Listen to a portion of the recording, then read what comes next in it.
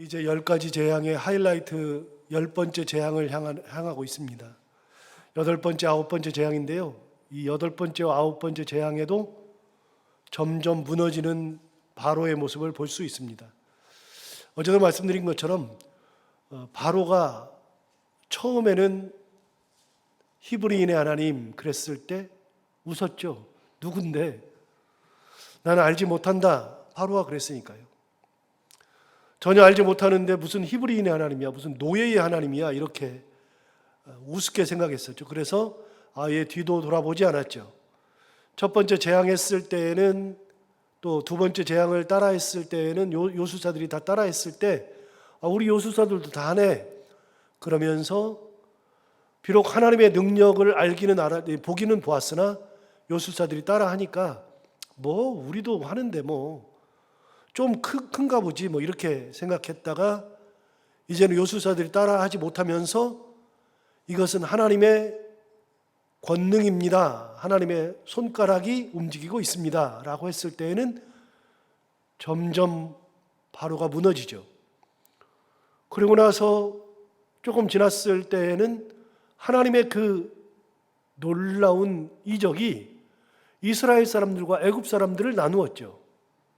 그래서 바로가 사람을 보내봤습니다. 이스라엘 사람들 집은 어떠냐? 가서 봤더니 거기는 아무런 해가 없습니다. 그걸 보면서 또 무너졌습니다. 어떻게 이렇게 구분할 수가 있지? 그렇게 무너지기 시작했습니다. 그런 다음에는 한 번도 듣도 보도 못한, 경험해보지 못했던 그런 재앙을 만났습니다. 우박재앙을 만났잖아요.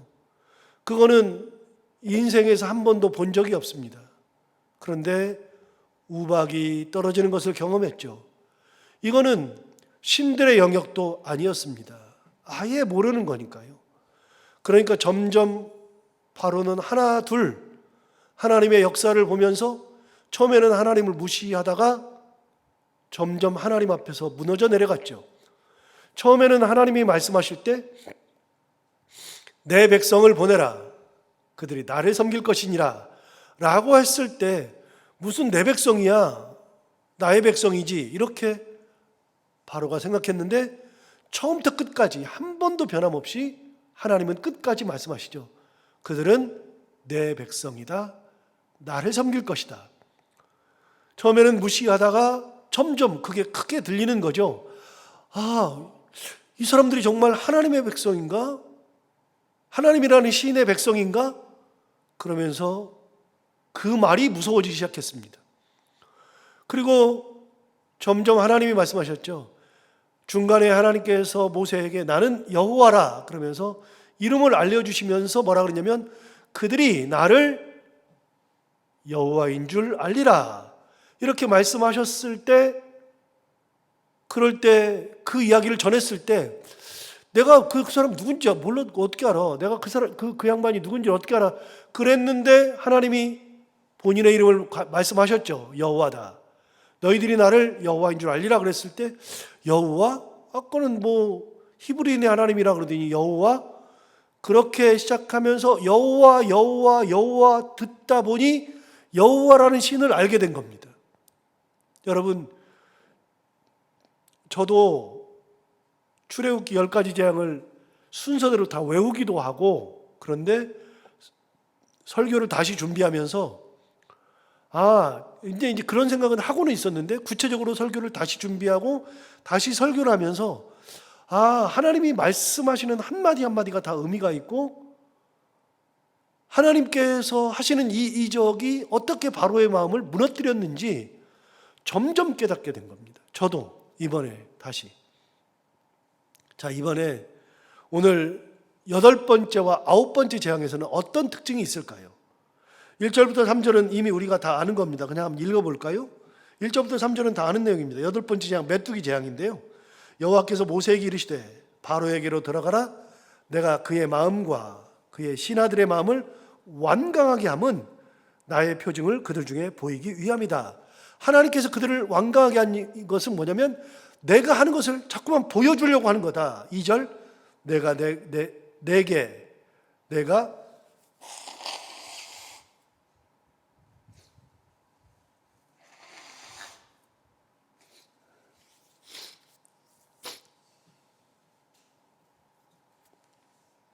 이건 제 맘대로 안 되네요. 그냥 코가 줄줄 흐르니까 참고 해보려고 그래도 코가 이렇게 막 흐르니까.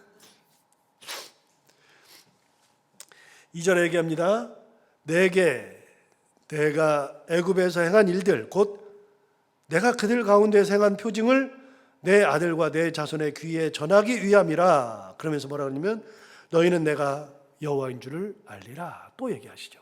그런데 2절엔 재밌는 얘기 하신 거예요. 뭐라 그러냐면 내가 너희들에게 표징을 계속 보여주면서 너희들의 마음을 완악하게 해서 계속 보여준 이유는 뭐냐면 내 표징을 너희에게 보여주어서 너희들이 대대로, 그러니까 애굽 사람들이 대대로 이스라엘 백성들이 나간 후에도 대대로 여호와라는 하나님이 계셨어. 그분이 행하신 이적이 얼마나 대단한지 그거를 따라할 수 있는 신이 없었으며 그거를 이겨낼 수 있는 사람들이 아무도 없었으며 하나님은 정말로 대단한 분이야. 그러면서 자기 자손들 대대로 그걸 전할 수 있도록 하나님께서 하기 위해서 전혀 몰랐는데 히브리인 하나님이라 그래서 무시했는데 점점 지나고 보니까 그 하나님이 그런 하나님이었어. 그분의 이름이 여호와야. 그런데 여호와라는 분은 형상이 없어. 아무것도 없는데 그냥 히브리인 하나님이라 그랬는데 그분이 여호와래. 그거를 너희들의 자손 대대로 전하게 하기 위하여서 내가 너희들의 마음을 완악하게 한 것이다 라고 하나님 말씀하셨죠. 3절을 보시면 이렇게 얘기해요. 모세와 아론이 바로에게 들어가서 그 얘기를 또 똑같은 얘기합니다. 진짜 지겹도록 얘기합니다. 히브리 사람의 하나님 여호와께서 말씀하시기를 내가 어느 때까지 내 앞에 겸비하지 아니하겠느냐. 내 백성을 보내라. 그들이 나를 섬길 것이라. 여러분 이제는 이 문구가 확 들어오죠. 하나님 말씀하시는 겁니다. 내 백성 보내라. 내 백성이다. 그들이 나를 섬길 것이다. 4절을 보시면 내가 만일 내 백성 보내기를 거절하면 내일 내가 메뚜기를 내 경내에 들어가게 할 것이다. 경고하는 거죠. 이걸 거절하면 메뚜기를 보내서 내 경내에 들어가게 하리니 5절 메뚜기가 지면을 덮어서 사람이 땅을 볼 수 없을 것이라. 여러분 우리는 이런 정도의 메뚜기는 경험을 못 해봤는데요. 여러분 펄벅이라는 분이 쓴 대지라는 소설은 유명한 소설입니다. 굉장히 유명한 소설인데요. 중국에 있는 한 그 농촌을 배경으로 한 대지 큰 땅이라는 어떤 소설을 썼는데 펄벅이 그 대지를 썼을 때가 벌써 지금으로서 한 100년 전 가까이 되죠. 굉장히 오래된 책인데요. 그 당시에 중국에서 있었던 일들을 기록한 겁니다. 그런데 거기에서 농사를 짓는데 어느 날 메뚜기 떼가 날아오는데 진짜 메뚜기. 이걸 보고 썼는지는 모르겠습니다만 거기에 있었던 일을 쓴 건데 메뚜기가 날아와서 동네를 덮었는데 하늘이 보이지 않아요. 메뚜기 얼마나 많은지. 하늘이 보이지 않고 메뚜기가 그냥 몇 날 며칠을 그 동네에 머물다가 싹 물러갔는데 물러가고 나니까 온 땅에 있는 식물들이 초토화가 됐어요. 그래서 중국 사람들이 메뚜기를 엄청 무서워하죠. 여러분 우리가 잘 모르는데 아이슬란드나 그린란드는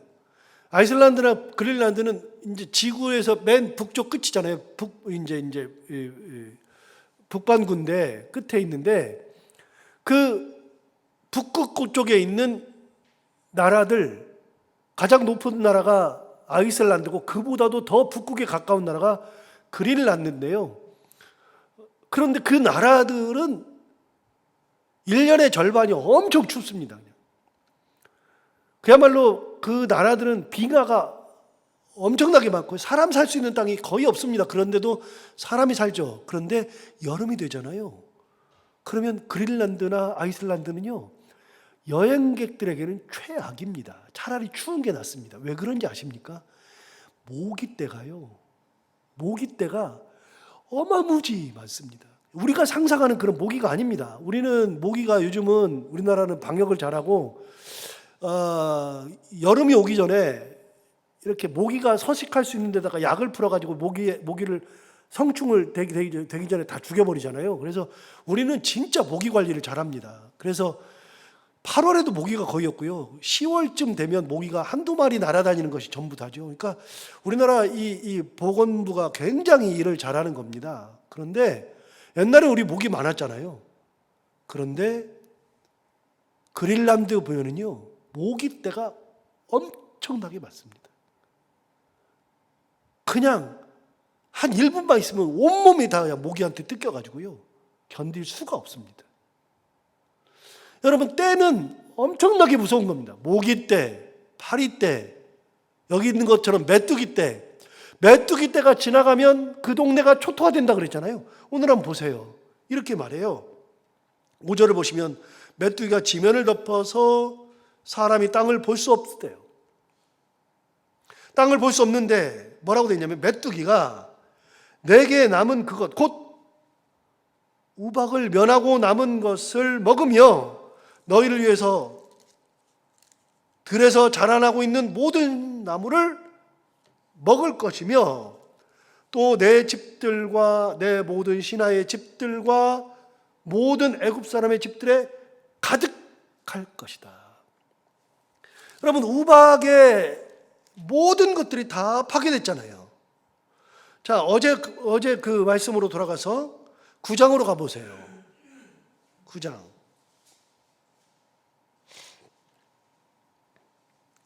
9장 23절부터 보시면 우박이 내렸을 때 어떻게 했어요? 어제 보시면 모세가 하늘을 향하여 지팡이를 들매 여호와께서 우레소리, 우박을 보내시고 불을 내렸다. 그래서 우박만 내리는 것이 아니라 그랬잖아요. 마른 하늘에게 날벼락 우레소리가 들리고 우박을 내리시고 불도 내려서 땅에 달리게 하시니라.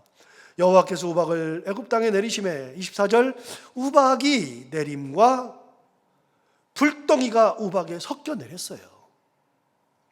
그게 심히 맹렬하니 나라가 생긴 그때로부터 애굽 온 땅에는 그와 같은 일이 없었더라 그랬는데, 25절 계속해서 보시면 우박이 애굽 온 땅에서 사람과 짐승을 막론하고 밭에 있는 모든 것을 쳤어요. 우박이 또 밭에 모든 채소를 치고 들의 모든 나무를 꺾었죠. 밭에 있는 것들이 거의 초토화가 되었습니다. 그래도 살아남은 것들이 있죠.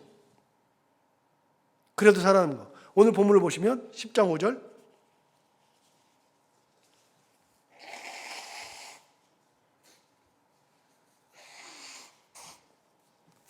10장 5절 보시면 메뚜기가 지면을 덮어서 사람이 땅을 볼 수 없을 것이라 메뚜기가 내게 남은 그것 곧 우박을 면하고 남은 것을 먹어요. 또 너희들을 위해서 들에서 자라나고 있는 모든 나무를 다 먹어요. 여러분, 그냥 완전히 메뚜기가 지나가면요, 어느 정도냐면요, 지면에 식물이 없습니다. 아예 그냥 초토화가 됩니다. 마른 땅이 돼버립니다. 그런데 우박을 피하고 남은 것들이 있는데 그거를 메뚜기가 싹 다 먹어치워요. 애굽이 황폐하게 되는 겁니다. 6절에는 또 내 집들과 내 모든 신하의 집들과 모든 애굽 사람의 집들에 가득할 것이다. 여러분, 집들에 들어가서 메뚜기가 가득한데요, 아까 5절을 다시 보세요. 5절을 보시면 이렇게 말했어요. 메뚜기가 지면을 덮어서, 그 다음에 뭐라고 돼 있죠? 사람이 땅을 볼 수 없어요. 땅을 볼 수 없어요.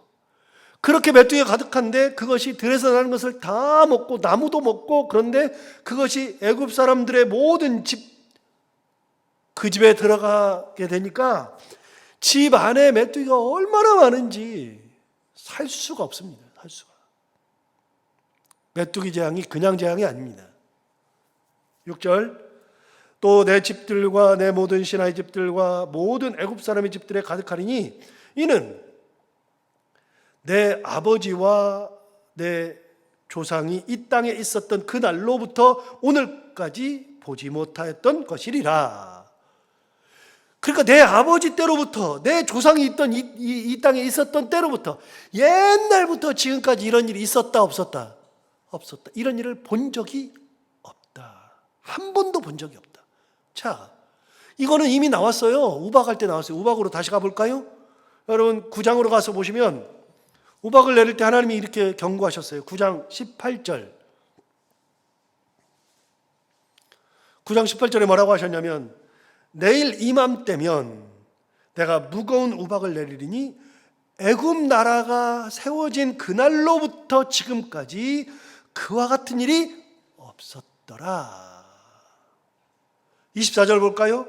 24절 보시면, 9장 24절에 보시면 우박이 내림과 불덩이가 우박이 섞여 내림이 심히 맹렬하니 나라가 생긴 그때로부터 애굽 온 땅에는 그와 같은 일이 없었더라.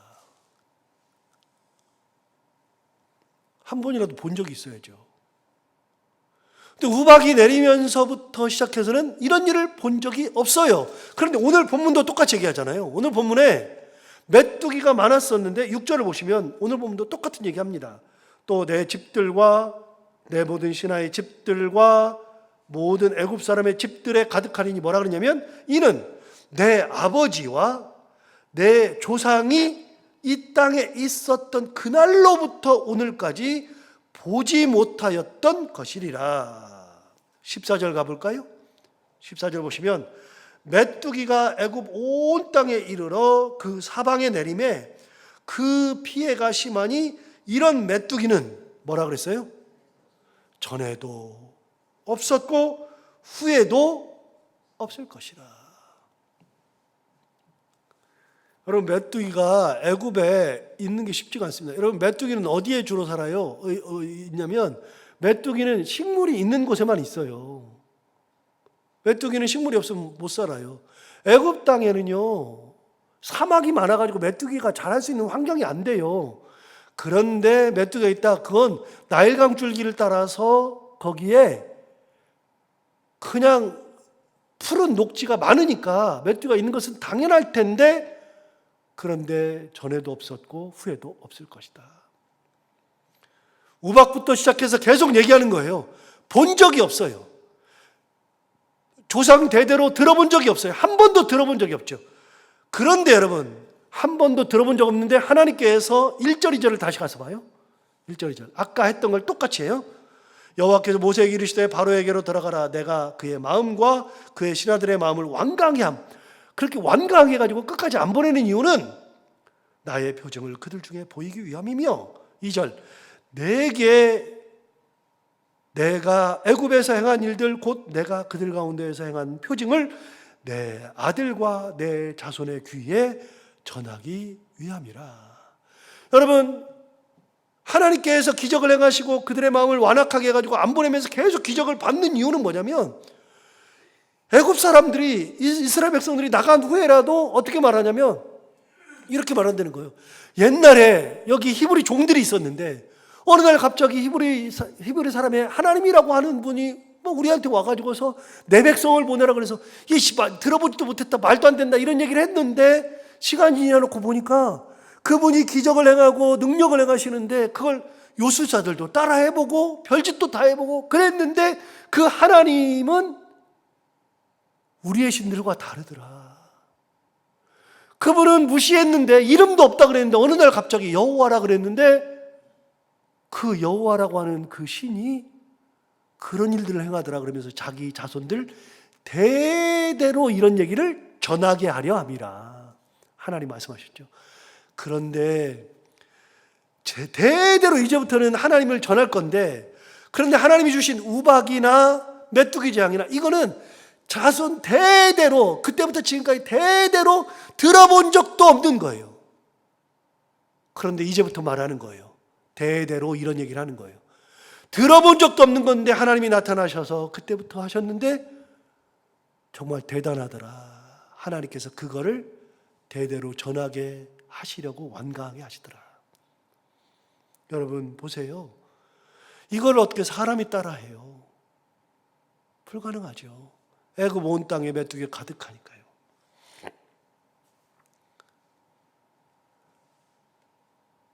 자, 6절 다시 보시면 또 내 집들과 내 모든 신하의 집들과 모든 애굽 사람의 집들에 가득하리니 이는 내 아버지와 내 조상이 이 땅에 있었던 그날로부터 오늘까지 보지 못하였던 것이리라 하셨다 하고 돌이켜 바로에게서 나왔어요. 그러고서 나오는데 7절 뭐라 그러냐면 바로의 신하들이 그에게 말하되, 이제 바로의 신하들이 어떻게 말하나 볼까요? 내일 이 부분을 좀 더 하겠지만 바로의 신하들이 그에게 말하되 뭐라 그러냐? 어느 때까지 이 사람이 우리의 함정이 되리이까 그 사람들을 보내어 그들이 하나님 여호와를 섬기게 하소서. 왕은 아직도 애굽이 망한 줄을 알지 못하시나이까? 이제는 신하들이 바뀌었습니다. 신하들이 어떻게 해요? 우리 망했습니다. 언제까지 그 사람들이 하는 말을 듣고 있을 겁니까? 그 사람들이 하는 대로 다 이루어지는데 언제까지 이러고 있을 겁니까? 그 사람들을 내보내십시오.